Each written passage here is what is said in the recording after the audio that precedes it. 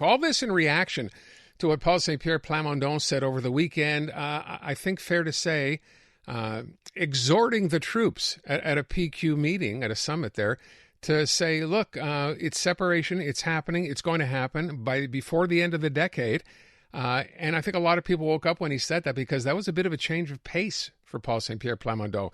Yes, this has always been in their platform, and yes, we knew this was going to come, but figured he'd wait a while and not be bringing this up now. But as I said when we spoke to Jean-François Lisée yesterday, this is a change in the PQ playbook. This is different. Paul St. Pierre Plamondon is throwing down now and not waiting before election to start bringing this up. We heard from Conservative leader Éric Duhem saying this is I guess his words were, I think I'm trying to remember the exact phrasing of it, but simply the most serious, he said, the most radical he has ever seen from a PQ leader.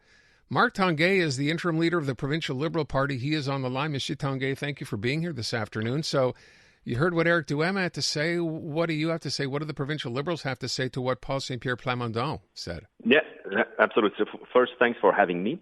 I was the very first to go out and condemn what Paul St. Pierre Plamondon has done. And I was the first to put on the Twitter the fact that for us, with Paul St. Pierre Plamondon, clearly he is the most radical leader, and that's the word that I use. Within the hour following his very exaggerated and disconnected comments. Can you imagine? It is not true to say that Canada has, and I quote, taken concerted action to weaken, to erase us in every way. And we can clearly see the escalation of identity politics, first led by François Legault and now taken by St. Pierre Plamondon, and it harms Quebecers' interests, and it's very divisive. So clearly, it's the most radical leader of the PQ. So I will want you to hear now what he then went on to say today. That was one thing. This is Paul St. Pierre Plamondon, a bit more calm, which is how he usually comes across, reacting to what he said. And this is what he said earlier in the day. The project is for everyone that recognizes that Quebec is capable of making its own decisions and should be making its own decisions, and people who recognizes that the French language and the specific culture in Quebec should have a future. So anybody who agrees with that, and I know there are many Anglophones or allophones that agree with those two principles, they are welcome and needed in the yes option. So trying to welcome them under the PQ tent. What do you think about that? It's a lie. It's a lie, bluntly. And for instance, is he now ready to condemn? I'll just provide you with this simple example. We can remember Pauline Marois back in 2007 with Bill 195 at the time, when she stated, we will create a Quebec citizenship. And if you don't speak French well enough, you won't be able to become a citizen of Quebec unless you know enough about history. So you see that it's within the DNA of the Parti Québécois to exclude certain categories because they are categorizing the citizens as being good or bad Quebecers. For instance, what can he says that clearly for him it's not relevant to know the language that you're speaking at home or your mother tongue. In other words, it's very divisive. I don't trust him, and he relies on fear. If to fuel his political option, he relies on fears, and in that sense, it's very, very radical approach, very divisive, and we don't need that. We don't have to deal with this in 2024 in Quebec. We have so many other priorities, but again, it's the Parti Québécois, very radical under Paul St. Pierre Plamondon, and we, the Liberals, we will be ready to answer and to defend the place of Quebec within the Canadian Federation. You know, I'm wondering, Mr. Tanguay, as we go forward, and I think people need to remember there's not an election now. It's not happening until 2026 provincially.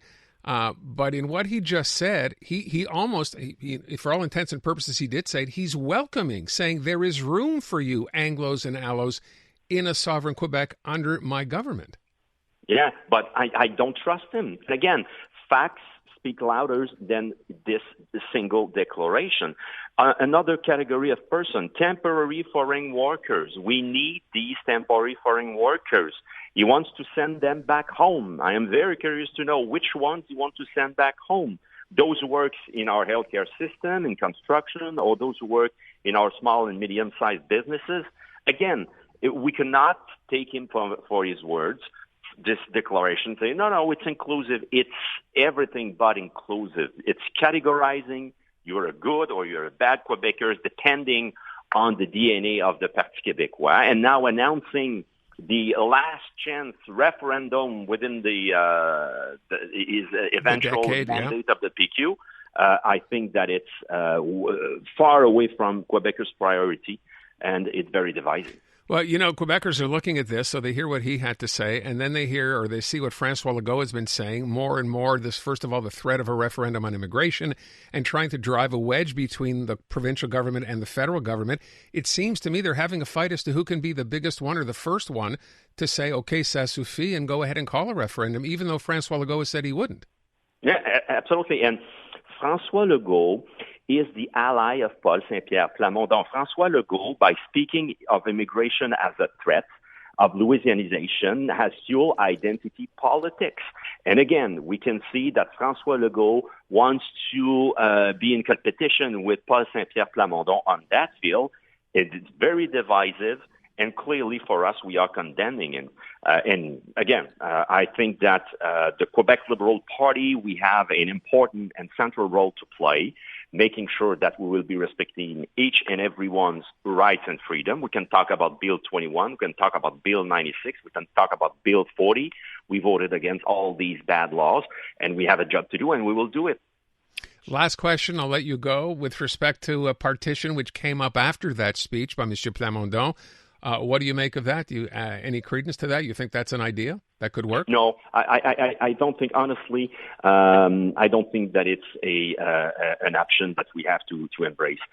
First of all, I'm confident that we, the Liberals, represent the right alternative for this bad CAQ government in 2026. If one day we have a third referendum, we will be on the no camp, and we will win again, as we have done for the last, the first two ones. So again, we have to go back to Quebecers' priorities. We have to answer each and every declaration of Paul Saint-Pierre Plamondon, who's fueling his position based on François Legault. And we have to demonstrate that Quebec can flourish within Canada. And this is the economy. Let's talk about the economy, healthcare system, and so on. We have so many other priorities. And we should be focusing on other things than his very radical approach of PSPC. Monsieur Tanguay, I want to thank you for the time. And I'll tell you, as an Anglophone, it's nice to hear the Liberals actually stand up and speak out on this. I thank you. Appreciate it. You're very welcome. Thank you.